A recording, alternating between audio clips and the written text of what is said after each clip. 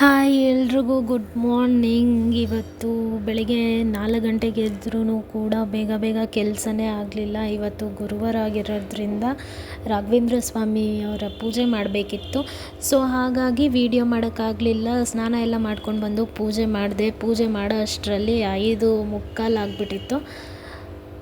So ಇವತ್ತು ಬೆಂಗಳೂರಲ್ಲಿ Sunrise 6:46ಕ್ಕಿತ್ತು. So ಹಾಗಾಗಿ ಪೂಜೆ ಎಲ್ಲ ಮುಗಿಸ್ಕೊಂಡು ಟೆರೆಸ್ಗೆ ಹೋದೆ. ನೋಡಿ ಇಲ್ಲಿ ಕೂಡ ಪಕ್ಷಿಗಳೆಲ್ಲ ಅವ್ರವ್ರ ಕೆಲಸಕ್ಕೆ ಹೋಗಬೇಕು ಅಂತ ಇವಾಗ ತಾನೇ ಎದ್ದು ಒಬ್ರಿಗೊಬ್ರು ಗುಡ್ ಮಾರ್ನಿಂಗ್ ಹೇಳಿಕೊಂಡು ಅವ್ರ ಕೆಲಸಕ್ಕೆ ಅವರು ಹೊರಡೋಕ್ಕೆ ಸ್ಟಾರ್ಟ್ ಮಾಡಿದ್ರು ಒಬ್ಬೊಬ್ಬರಾಗೇ.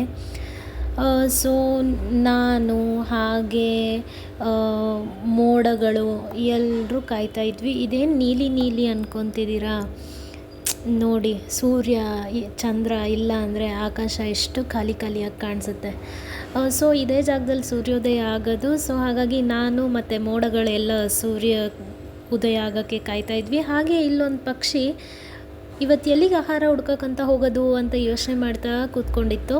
ಅಥವಾ ಮನೆಯಿಂದನೇ ಹೊರಡುವಾಗ ಬೇಜಾರಾಗಿತ್ತೇನೋ ಪಾಪ, ಗೊತ್ತಿಲ್ಲ.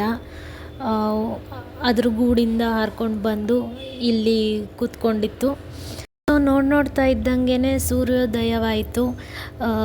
ನನಗೂ ಮೋಡಕ್ಕೂ ತುಂಬಾ ಖುಷಿ ಆಯಿತು ಸೂರ್ಯನ ನೋಡಿ. ಇವತ್ತಿನ ಮುಂಜಾನೆಯ ಮಾತು ಏನಂದರೆ, ನನ್ನಿಂದ ಸಾಧ್ಯವೇ ಎಂಬ ಪ್ರಶ್ನೆಯನ್ನು ನನ್ನಿಂದ ಸಾಧ್ಯ ಎಂದು ಬದಲಾಯಿಸುವುದು ಯಶಸ್ಸಿನ ಮೊದಲ ಹೆಜ್ಜೆ ಅಂತೆ.